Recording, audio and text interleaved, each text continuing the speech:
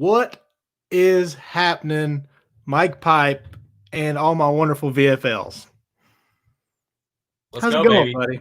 You Another doing March good? game. Just living the dream, bro. I Just know. living the dream. National Signing Day or early signing day, basically now. For years, this has been one of the best days of the year for me. I have to say, my youthful exuberance for it is a little bit diminished this year. Yeah. It's been a rough year. Our recruiting class has been shot to pieces. It's tough. It's been hard, but there's still some room for optimism. If there's anything that I can do, I can spin it. You know, Of course. 20 plus years as a UT fan, everyone's got the ability to spin it. You know, that's how we keep our heads in the game and our hearts in it. You got to spin it. So, I think we'll see what happens, but we've seen already a lot that's happened. But big day, National Signing Day, early signing day. Yeah, big day. It was very weird to see Vol Twitter so quiet. I mean, I know like you just talked about the lack of well-being of the season, the weird coaching stuff going on, and we can even bring that up. I know we were talking about it a little bit before the show. We'll just touch on it real quick. The conspiracy theory is out. The humors are around. What are you taking about the Joy comments? Oh, the Joy comments. Whew, close call. We talked about a lot of things before the show, and I didn't know if I liked where that was going. So Joy comments, fire Pruitt. Let's get out of this town. Let's get him out. Let's start over. Freeze warning. Cold front coming in. I think we'll see. But for me, I'm still in a place where it's like, if Tennessee fires Pruitt, which I'm definitely not on the Pruitt train, like I'm definitely okay with that. I just want us to go out and get a proven commodity. Yeah. I don't know if Tennessee can attract a proven commodity anymore at this point, because I do think that this program isn't what it was 10 years ago, 15 years ago. Yeah. Unfortunately, Hugh Freeze might be the closest thing to a proven commodity. I don't know. There is some skepticism with what he had to do at Ole Miss in order to have success. A lot of times what comes into public light and what is made known about what's going on at a program, there is actually probably worse stuff going on than what's shown. I think the reason Bruce Pearl got fired for the barbecue was actually because there was a lot more stuff going on behind the scenes that the NCAA doesn't want to come to light. So I think with Hugh Freeze, I'm a little bit skeptical. I understand that he's apparently turned his life around and believes in the Lord and all those things, and that's great. I do think that he's shown he can be successful at Liberty. It's obviously different than being successful in the SEC. Mm-hmm. It's more competitive now than it was 5-10 years ago. But I mean, I guess for me, I'm not totally sold on Hugh Freeze. I get it. I wouldn't be like upset if it happened, but I'm also not like, oh man, that's a home run hire. Like, we'll definitely be back type deal. What are your thoughts? I really do feel like that the rumors are starting to feel real because, and I know it's inklings. I understand it's a lot of message board talk or Twitter talk, but it almost feels like if Pruitt goes out and gets crushed this weekend, it's probably over. I think there's a lot of pushback from the donors and the board and all that stuff that are like, hey, we're tired here. We're tired of this. It's not going anywhere. There's obviously a ceiling and it's not very high. They definitely didn't expect this kind of floor. I think upon hiring, they're like, well, it can't get any worse or it could never be this bad again. It is, and nobody expected that. That's why there's all these little clauses that look really, really bad in hindsight. You know, I know there's all those stipulations of him making way more money on buyouts and extensions. You're like, it's not going to be that bad. It is. It unfortunately is. I think Hugh is a hire that would like spark the offensive train again. I think that's one thing that we're missing is, you know, Saban said it already. It's like defense and that kind of prowess is not going to win in the SEC anymore. And I think you have to have almost like an offensive juggernaut to even come close. And we're going to have to get special because we were just talking about it, and we'll roll into the recruiting here from today. But like, you know, we're 6th in the SEC. Yeah, it's still a top 15 class. That's awesome. You know, We're in the ACC or the Big 12. Mm-hmm. You know, that's that's okay, but still 6th in the SEC. We're way behind the Alabamas, Georgias, Floridas, Texas A&M's. I don't know, man.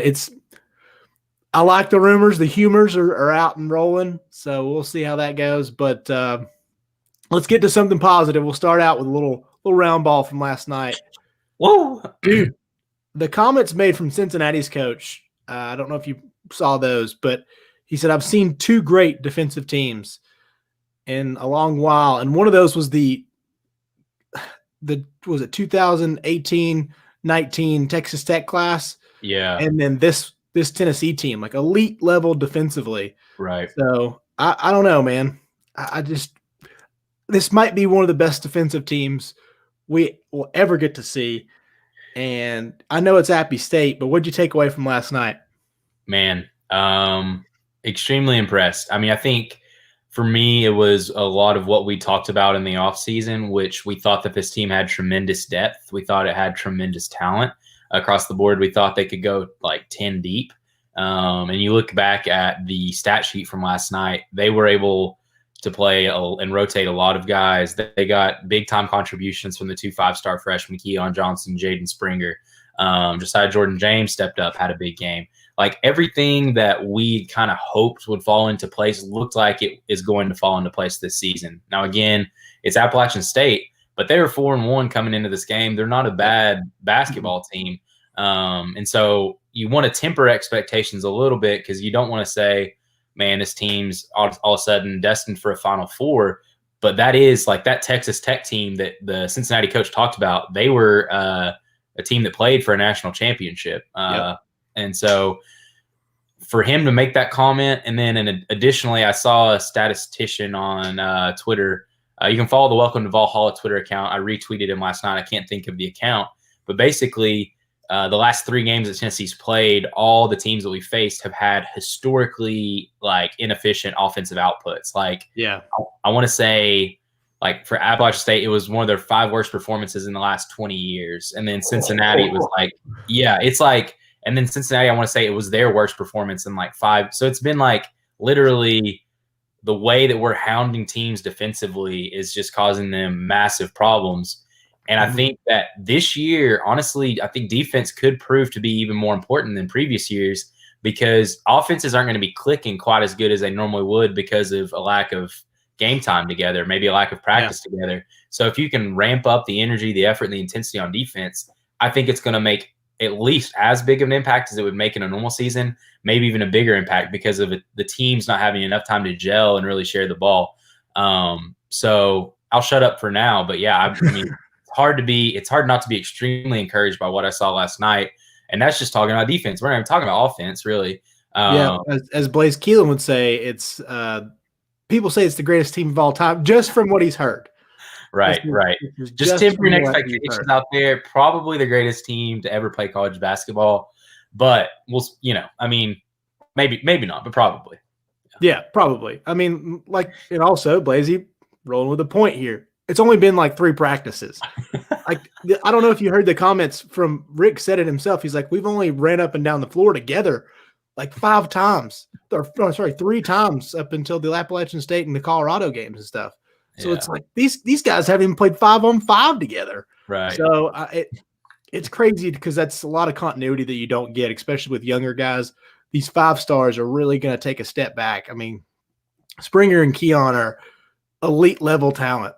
And it seems like that those guys are trying to find their way. They're trying to find their way in the rotation. You can see people are trying to figure out their shots, like who's going to get what, which is a good problem to have, especially early on. They're fixing that. And last night there was a lot of offensive continuity for the first time. And I think that's the only time we've shot over 40% all season. And that's just from 2. Yeah. So, I mean, defensive switchability is like incredible right now. These guys are all pretty good size for every position. I mean, Josiah, and what you already know what you get in Eves. We're fixing to get to Eves too, because he got a lot of praise from Jimmy last night. And it was pretty impressive to watch all these guys work together, taking charges. Obviously, you're going to get your block shots from Fulke and from Pons last night. these guys are really, really high motor players, but they're also just physically dominant in a lot of ways, and we're finding our game offensively. I really see this having like a big takeoff as far as how you control the game defensively. And I mean, I know Appy State's not a bad team, but just swallowed them up last night. No easy shots. I don't think they got a clean look until like late in the second half. Everything's contested. Everybody's scrambling. There's a lot of strong hands on this team. So, you know, how they talked a little bit, you know, when you're coming off a ball screen, you're like, all right, maybe I'll get to this big. Well, that big's Eves Pons. That's terrifying. That's terrifying. That's your four. That's who's going to guard you. You go from a super athlete like Springer, you try to get switched off, and it's Eves Pons on that side. But going back to the Pons comments, I know last night they were giving him a lot of love. Have you ever seen anybody have the ability to clean up mistakes like Eves in a basketball game? No, man. I mean, he's special, you know, and it's one of those things that there's some areas of his game that aren't very polished, that he's not like a super maybe fundamentally sound guy, not maybe a great dribbler or a great shooter. But I think you could probably make a case that he's one of the best, if not the best athlete to ever play basketball at Tennessee. I mean, I can't think of a guy that is a quicker shot blocker. I don't know if that's a good way to phrase it, but just seems like closes down space so well, so explosive, can throw down. And now Keon Johnson showed some bounce last night too. So don't want to speak too soon, but based on his career here, man, I mean, guy's a freak athlete. I mean, they call him Le Freak, I think. Yeah, he's special, man. They talked about him last night. I mean, I know he was obviously SEC Defensive Player of the Year last year, but everybody thinks that he's probably going to wind up winning SEC or NCAA Defensive Player of the Year this year. Now, I know Kansas has still got their guy. That's what Marcus is really good. And, you know, he's an all-around good defender. He won it last year. But I think this is Eve's year because he's going to have probably some more national games. Right. I think when that Kansas game rolls around, you're going to see it. I think it's going to be a very prominent day for him because he could possibly step up his game and make some good defensive stops against that national team and that national stage. So in January, it's going to mean a lot more. I know this competition rolling in the next month or so, or I guess 2 or 3 weeks, is not going to be highly touted. I don't know how good South Carolina Upstate really is. Right. We know what Tech is. I mean, they're a smaller school. They'll probably give us a little run for money because it's going to be like an off Friday. It feels weird. Tennessee's got 5 games in 9 days or something like that, something crazy. So there's a lot there, man. And I was very, very impressed. Did you feel good seeing Fulke get back into it last night? Man, I loved it. I love Fulke. It's funny because a few years ago, like I guess his freshman year, started off really strong, had that big game against North Carolina.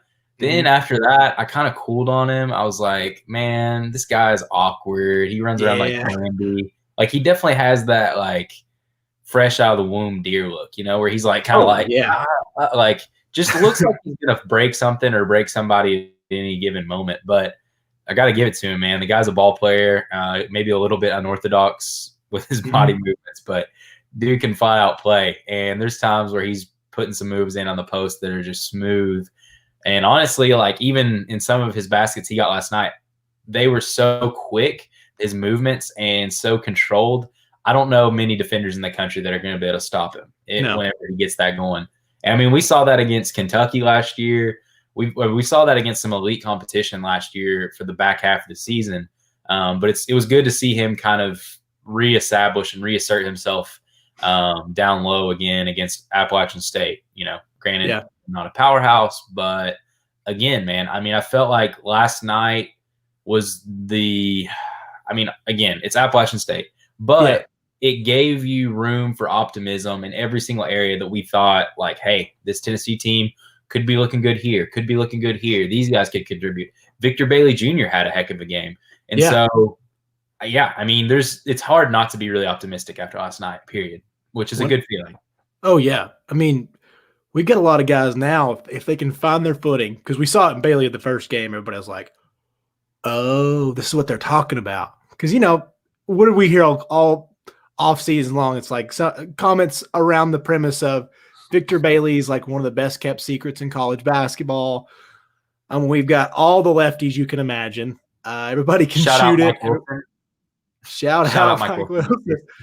All the lefties, baby. And everybody looks really good from last game. And that's a game you need to find some rhythm. They were making backdoor cuts. Everybody was fine. Timing was working. Timing was way better. A couple little backdoors that Fulke found. I believe it was Springer. And Springer had another off curl that we hadn't seen much this season. We finished layups. This Tennessee team has missed more layups and more bunnies. You can't miss the bunnies. And Tennessee does that quite frequently. Poor Josiah, he's had a tough go at the rim. Hey. I'm just saying. Last night, did you see the sequence of the two missed dunks? I mean, they were impressive misses. Don't get me wrong, but the putback, and then I think Keon was the one that caught the offensive rebound and tried to throw it from half court like he was in Space Jam or something. But wildly impressed with the athleticism, and I'm excited to see these lefties get going because Fulke found his little jumper last night. That turnaround stuff that he and Pons do, when they start making those, because they have such good athleticism, they have such good bounce off the floor, tough to guard. I mean, I know it's only 6'8" and 6'9", but when you can jump like those two and you shoot at the high point, unstoppable against a lot of guys. Now there's some freak shows out there, so you can find your anomalies, but for the most part, nobody's stopping that if they can make those. So I was very pleased, man. Very pleased with the Tennessee win. They're going to have some time to gather themselves the next 3 or 4 games before the run starts. And I mean, you got, I think probably, December 30th against the top 50. I think would have wound up being a top 15 Missouri team at the time.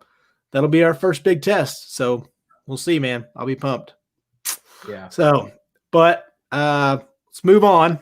We'll start the recruiting day. We'll start with all of our favorite position, the quarterback spot. Kaden Salters officially signed today. What's your thoughts going in for Kaden? What do you think winds up being his trajectory here? Man, I think Kaden Salter is a guy that just moved into the top 50 in 24/7, 247. Read their website for years. Still don't know if it's 24/7 or 247. But anyway, top 50. And that's a big deal. Honestly, I would say the last quarterback we had that was top 50, Harrison Bailey, was right around that mark. He might have slid out, might have been like 60. And then before that, everyone's favorite quarterback in UT history, Jarrett Garantano. So clearly it means a lot. Everyone's favorite. But no, I mean, shout out to JG. Dude's been through it. Don't want to jump on the hate train right now. He's given his all for Tennessee. That's really all we can ask.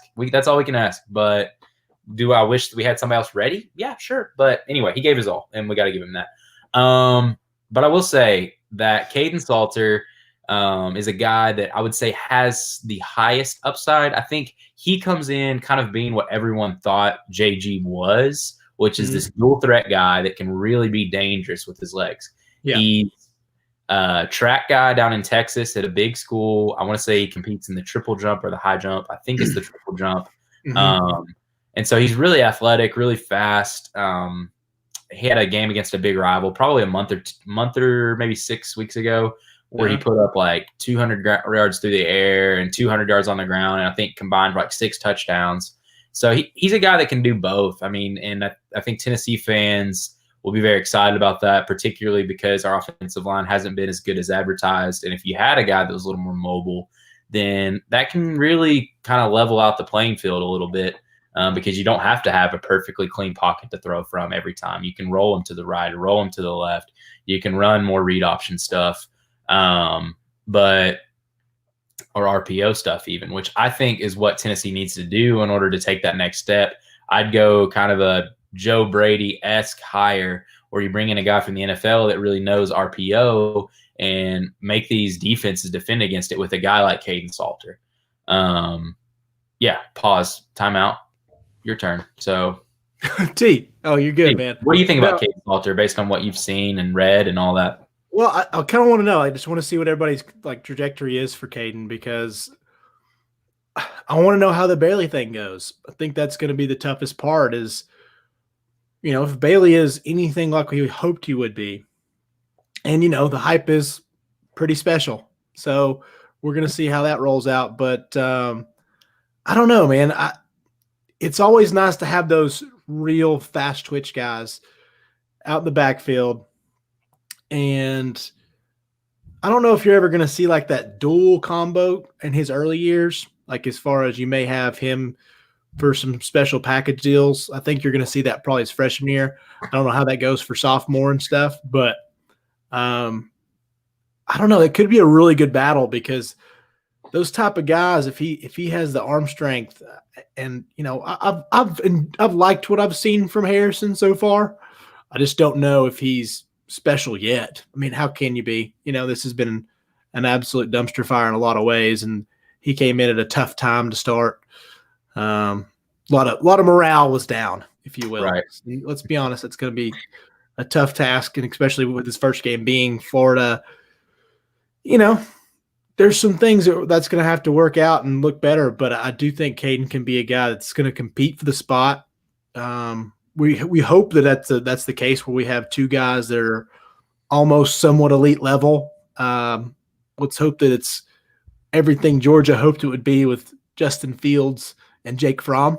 Let's hope that's the case, but we don't have a guy leaving like Justin Fields. We just roll him into the next group. So we'll see how that goes. But I really do think Kaden has some elite level athleticism. He's got a good arm. He can really play. And I'm excited to have a guy like that because that's always fun to watch, especially in the college game. When you see these kind of RPOs and little things like that.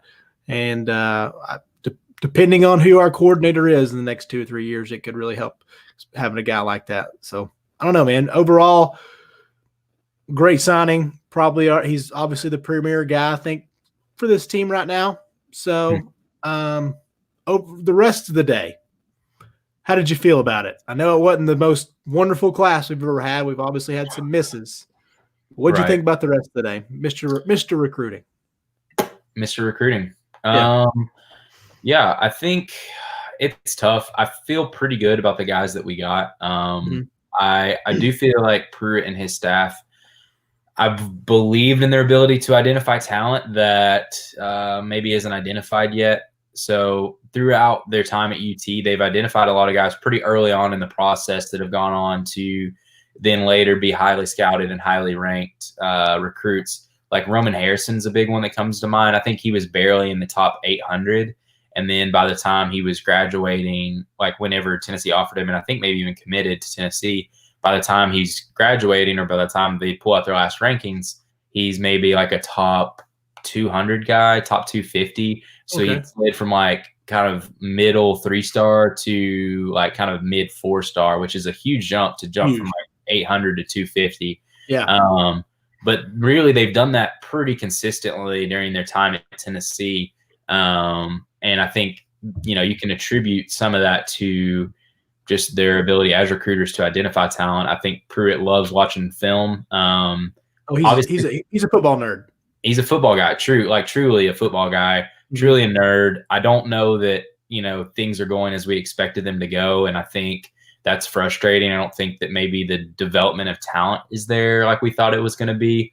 Yeah. I guess there is a part of me that thinks maybe if it was a more normal season, we would have seen a different outcome. But at the same time, I get everyone's frustration. Like it's been 15 years since we've been really pretty relevant outside of a couple Josh Dobbs years kind of thrown in there. Yeah. And really that was, we won't go into all that. But how do I feel about the class as a whole? Kaden Salter, I think he's a guy that's got probably top 3 upside in this class as far as the quarterbacks go. And I think that's why he's rated so high. I don't think he's really a top 3 quarterback in the class now, but I think with his athleticism, I think he gets there. And I think he could be ultimately a program changer for the university if we can surround him with the right talent. Maybe a guy like Hugh Freeze, that's offensive guru. I don't know. Hey now. Maybe Pruitt figures it out. We hope so. We hope so. But Kaden Salter, big get. Aaron Willis, I like that guy out of Maryland. Katron Evans or Katron Evans. He's also out of Maryland. I think that's a big get.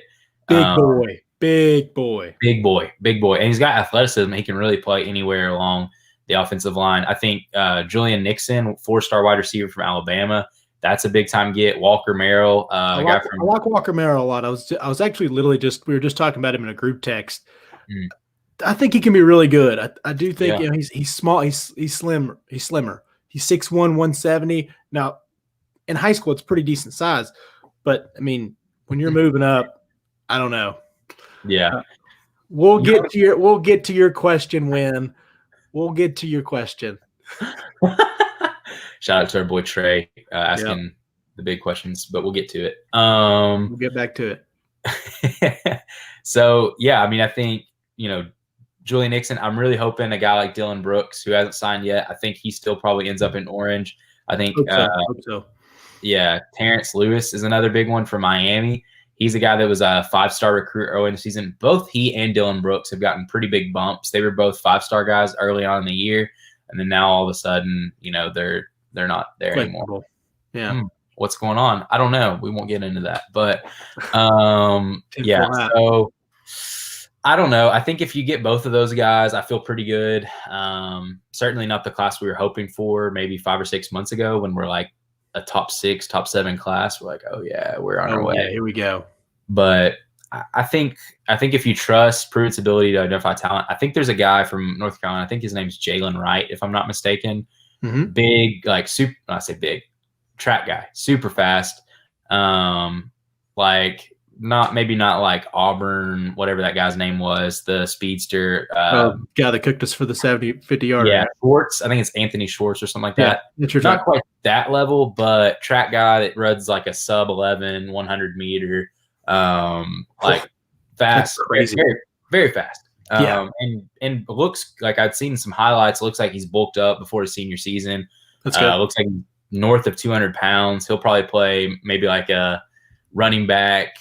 Probably running back. I would imagine they'll utilize him some in the passing game. Looks like he has pretty good hands as well. So there's guys like that nobody's really talking about that I feel like you don't really see anybody that's like, definitely wouldn't have signed that guy. Yeah. Which is always a good sign, I think. That's very true. Because we didn't have it's a middle of the road as far as like there's no big hitters. There might wind up being, but as far as like a namesake, a star standpoint, like there's no huge name that's just wildly impressive. Like Kaden's a good name. Like, it's nice. But there's a lot of important positions that, we got a couple more wide receivers. We're going to be losing Palmer. Sounds like he's ready to go. He's already got his invitation to the Senior Bowl. And we'll get back to that in a second because I want to talk about some of the seniors here in just a second. Who do you think might stay? Who do you think might go? But it looks like, we're going to be losing guys and we're going to need to fill some spots. You can never have too much edge rushers. You can never have too much guys. You can never have too many guys on the front line. So getting these guys with some size, with some athleticism, got to get a monster pass rush. That's going to be wonderful in this league for years to come. You can see it obviously in the NFL. That's why they get paid so much. That's why it's well sought after. That's why these guys that are edge rushers go number 2 in the draft. So, it's a very, very prominent position that you need. So we're getting these linebackers and these edge rushers that are much needed. So I do feel like, it is a top 15 class. That's awesome. But it's still 6th in the SEC. So there's a long ways to go. There's a long ways to go to get this Tennessee team back to a spot of prominence. And I think it's a longer way than people might think too, which is crazy to see because you're top 15 in the nation, but you're so far back in the SEC technically from what a fan base feels like they should be in a lot of ways. But man, it's a lot of work to do. Hopefully some of these guys really pan out because there is a lot of athleticism. There's some decent size and there's some pretty good skill in there. So some of these guys will wind up being something. I do think that. And you just hope they wind up being more than what you actually think too. So I don't know. Overall, I was pleased. It's a position filler type class right now. you Right. wished you'd have hit on some other guys, but doesn't always happen. Tough year.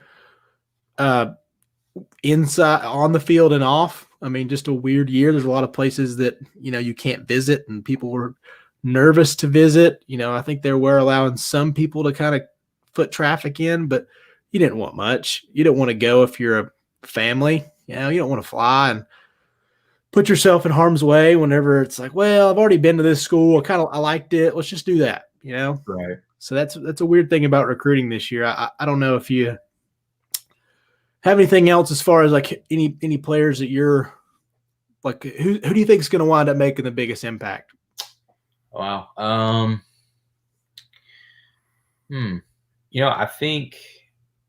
I think my hope is that it's Kaden Salter. I think he's got the highest upside. The way that I kind of think about the rankings, and it's not a perfect science, but if you think about every class having every 32 first-round draft picks, I think you can kind of look at the top 32 as guys that are projected to be first-round draft picks, first-round NFL guys. And Tennessee doesn't have any of those. And then you look at Ohio State, and they've got 4 guys in the top 10. You look at even Georgia, they've got 4 guys that are in the top 32 or so. Alabama, they're kind of same boat. So I think that's really what separates kind of these classes from one another, is just that you may see 15-1 and think, that's not really that far apart. But then if you think about it in terms of first rounders and second rounders, Tennessee's got 1 guy in the top 60. A lot of these other SEC schools, they've got 5, they've got 6. So those guys are the difference makers. But I just think it's a good depth class. Like, I think you got a lot of guys that are program contributors. I just don't think you got many program changers. I think you hope Kaden Salter can be that. You hope that Terrence Lewis can be that. And I think if he signs with the Vols, he's the kind of guy that seems like he's got the upside there. I really do like Aaron Willis. I really do like Dylan Brooks. I think both of those guys. Trinity Bell, that's a guy that's kind of under the radar, but he's just a big guy, like 6'6", 6'7". He could play tight end. He could play defensive end. Yeah, special athlete. And plays basketball. Like, I think Pruitt said he had 7 dunks the other night after he talked to him. So he's like a guy that's just athletic, and I think a big athlete, big guy. And those kind of guys are exciting just because it's something that you haven't seen on the roster in a long time. But you don't really know. It's definitely a project. You don't know if it's going to pan out and be a huge success. He may be, first team All SEC because he's got long arms and can go up and either catch it in the red zone, or he might be able to use his length to get around offensive tackles, or he might be a guy that literally never sees the field. You just don't know. But yeah, I'd say overall feel good about the class, but definitely not what you need if you're wanting to compete for an SEC East championship. Yeah. I like where Trey's going here, because I want to tie it into recruiting and on the field stuff. How long do you feel the Vols are going to be impacted by this 2020 season? Because the losses, the perception, the narrative, and maybe even like what you're getting from this recruiting class, like we were talking about it seems like on paper right now it's just a depth class, and you're not really finding anything. I mean, you might find some diamonds in the rough, but it looks right now that we're just going to be getting kind of depth guys and some good athletes, some guys that are going to make some plays. But off the field and recruiting and on the field playing, how do you think this is going to go for the long term after this season? Man, I think, not to give a cop out, but it's kind of tough to project just because you don't know what's going to happen. I mean, if Pruitt gets fired, then this season obviously is going to change everything. If he continues, then I think that you kind of are waiting and seeing what happens next year, and it may be that we turn everything around, and this season may have very little to no impact on anything.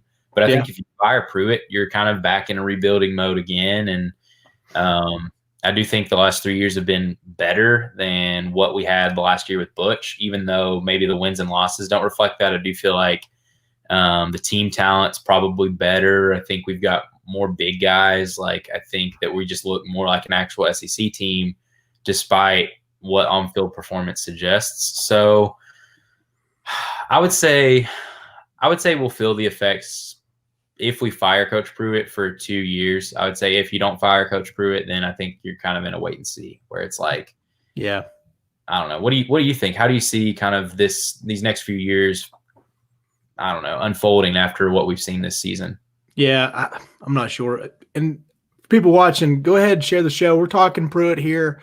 We're talking about trajectory of the later years, whether we keep him, whether we don't. So like and subscribe and all that fun stuff. But also share the show right now because we're going to be talking a lot of Pruitt. So get your friends in, let them know because everybody wants to talk about it. It's fun and it's intriguing. There's a lot going on around the name right now, and this week's going to be a big week. I think. I do feel like if he is fired this week, which there's rumblings. I don't know how true it is. I don't know if the Gus Malzahn firing puts some sort of weird pressure.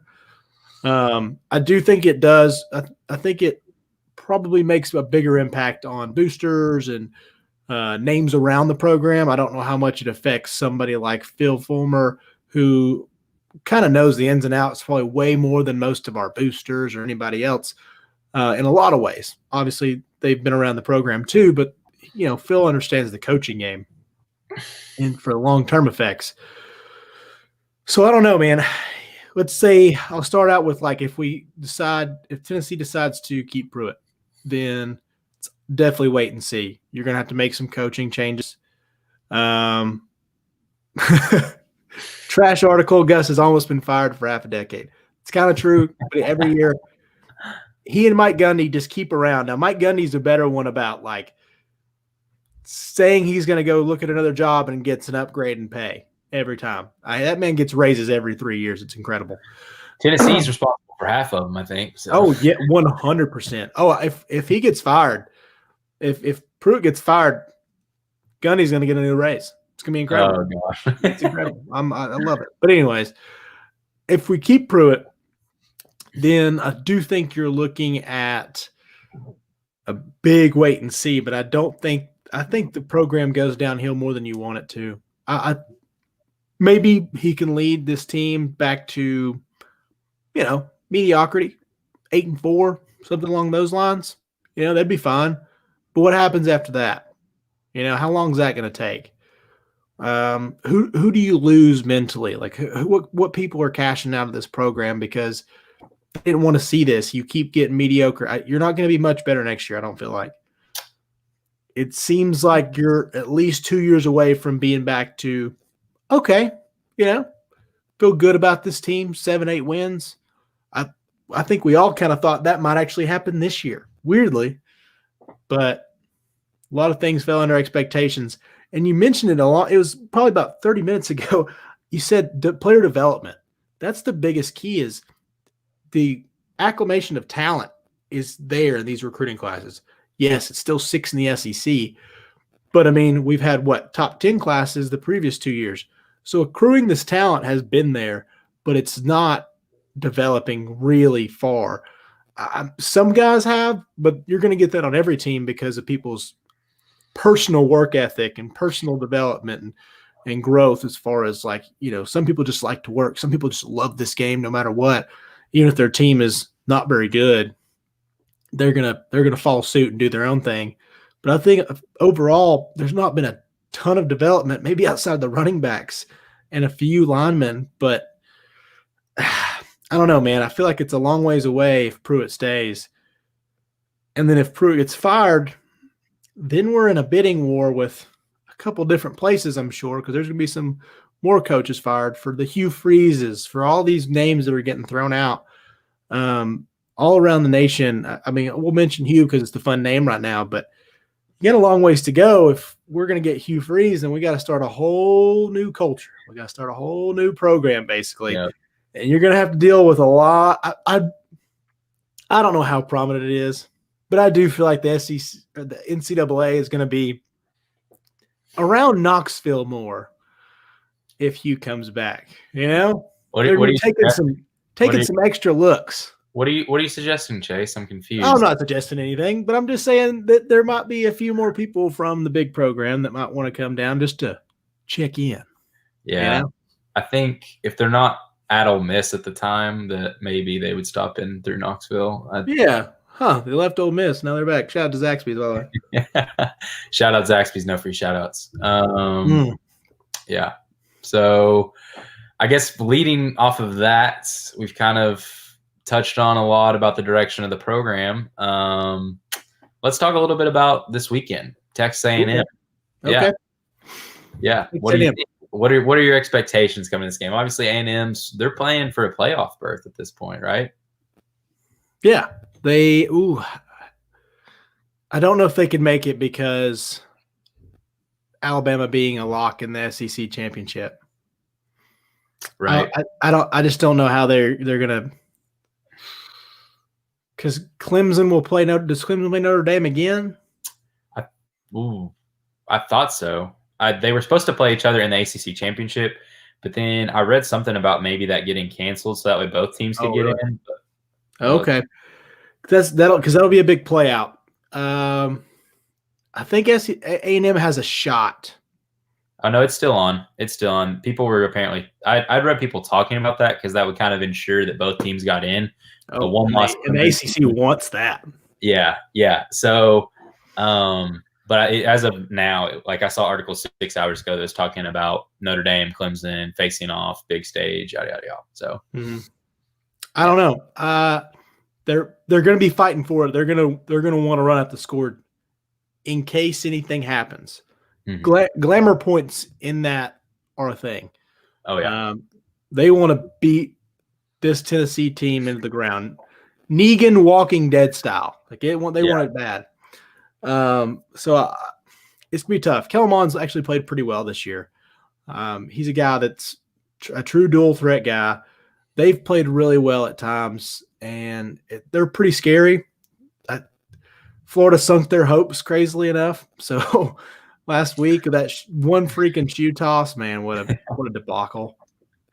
But A&M weirdly has a shot. I think if that game's still on and Notre Dame goes out there and routs Clemson with Trevor, there's a possibility that A&M slides in, especially if they go out and do what they think they're going to do against Tennessee. So I don't know. I do like this one. If the Vols sink A&M's hopes, how sweet would that feel? Would you even want that? Like, in a weird way, some fans are like, I wouldn't even want it to happen because I want Pruitt fired. Yeah. But if we went out and beat Texas A&M on Saturday, I would be such a giddy little schoolgirl. I'd be so happy. Same. Right? Like, no matter what, we still want us to win. I mean, I get it. Like, I really get people are out on Pruitt. I understand. It's frustrating to be terrible.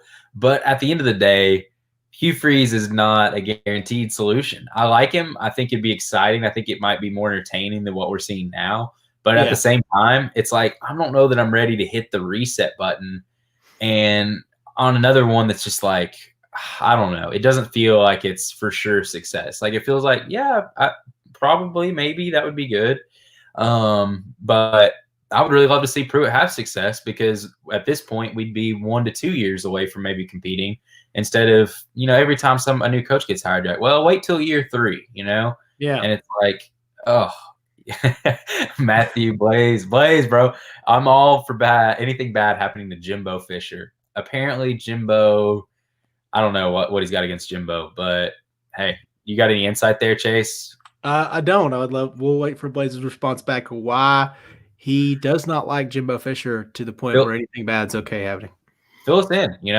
I'd love to understand so that way I can have a more vested interest in rooting against A&M. Not that rooting for the Vols isn't enough, but yeah, I think coming into Saturday, I don't really have expectations that we'll win. I do think it's possible that A&M kind of overlooks us. I know that they have a lot to play for, but I kind of think that they come in at least a little bit overconfident. And really, if you look at our last 3 or 4 recruiting classes from a talent standpoint, we're not that different. So true. I think it's possible that something crazy happens. Wouldn't bet on it. And I think the spread, I don't know where the spread is at. I would imagine it's probably like a 14-point spread, something like that. I have not even looked at that, to be honest with you.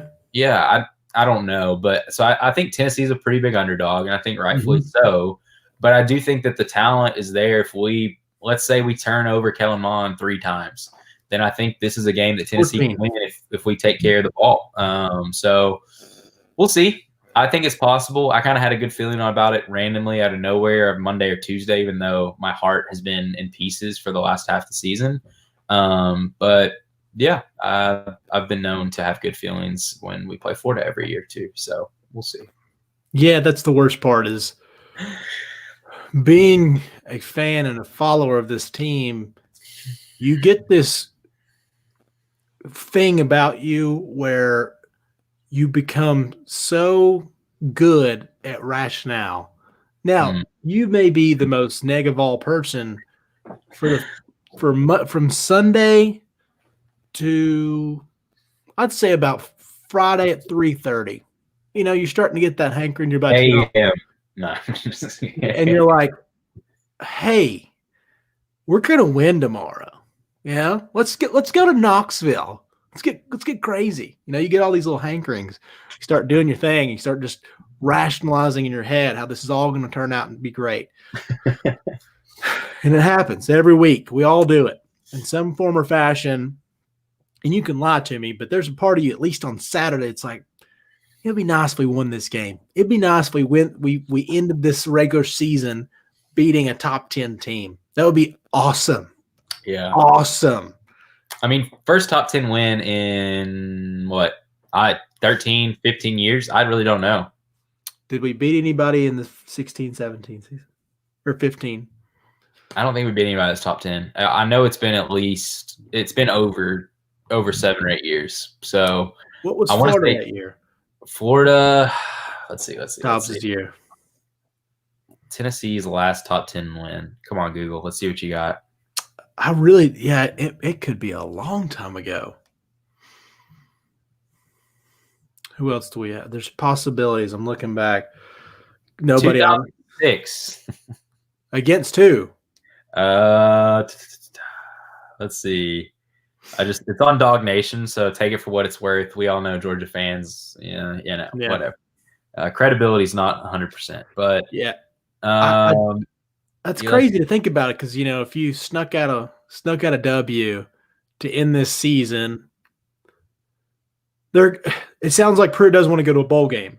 So it was against Georgia in 2006. So if this team goes to a bowl with a loss, do you want to watch? Honestly, I know we're going to watch because of what we do, but, you know. Right, but do I want to? That's the question. It's not will Yeah. I. You phrased it properly. Do I want to watch? No, not. I mean, I will, and it's Tennessee football, so I guess I do want to watch, but it's definitely not anything that you're like feel really good about. It's kind of like watching The Bachelorette or The Bachelor.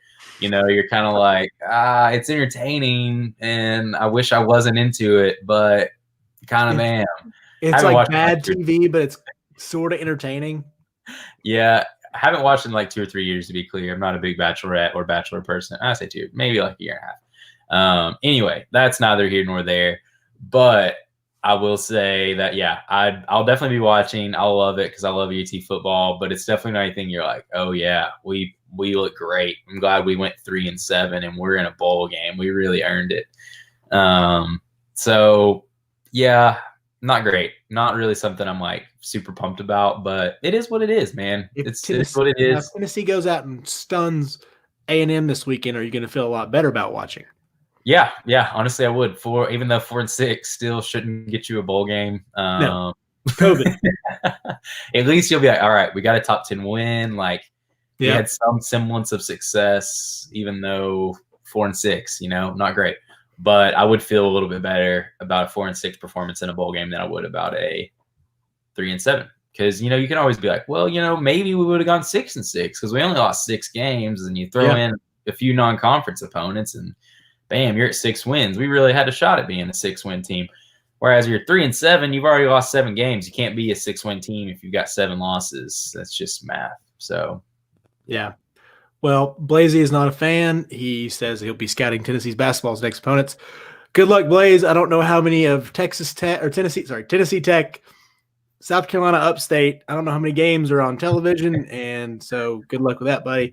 Give us a rundown. You can send us your reports at Sports. Scouting reports. If you could send those to MikeWPiper@gmail.com, I'd love to read over what SCF State's doing this time of year. Yeah, that'd be great. We would appreciate that, Blazy. You can be our new scouting reporter for all mid-major basketball. That's your new job. Appreciate it. Love it. Well, what do you thought? So, are you getting the inkling yet? Do you have the feeling they're going to shock the world and beat A&M on Saturday? I did. I don't have that feeling anymore, but I did have that feeling. You can go to welcome to Valhalla, our Twitter account. I tweeted something late at night one night. I was like, I got a feeling it's a trap game. I just think A&M's going to come in way overconfident and that we're going to shock them. I don't know. I don't know why I feel that way. I say I feel that way. I don't know why I felt that way. It was late. I hadn't been drinking, I promise. I'm not really that kind of person, but I mean, it's true. Occasional drink, sure. But not really a guy that's like, hey, I'm going to get drunk. Anyway, neither here nor there. But I'll say this. Felt good about Tennessee's chances of winning in a split moment for about, I don't know, maybe 5 minutes. And I was like, oh, yeah, I'm tweeting this bad boy out. All right, we're going to win. We're going to beat Texas A&M. I like our chances. So, yeah, I think it's possible. I think it's possible that I had just a glimpse behind the curtain for those 5 minutes on that Monday night or Tuesday night, whatever it was. I think it was Monday. So we'll see. We will see. Well, man, I appreciate you again. As always, guys, like, subscribe, follow the Welcome to Valhalla podcast on wherever the heck you listen to. We're going to be putting this on YouTube. We really want to do more video because it's just more fun. I kind of like it. We'll be doing live shows pretty much every Wednesday with me and Big Mike Pipe. Twitter handles right there below us. You can see all that stuff.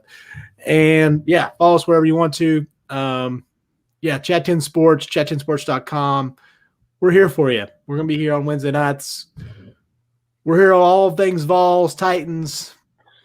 You can look at the next little outro video that I'm about to post up for all of our wonderful sponsors. But as always, family and friends, welcome to Valhalla. And you guys have a wonderful, wonderful night.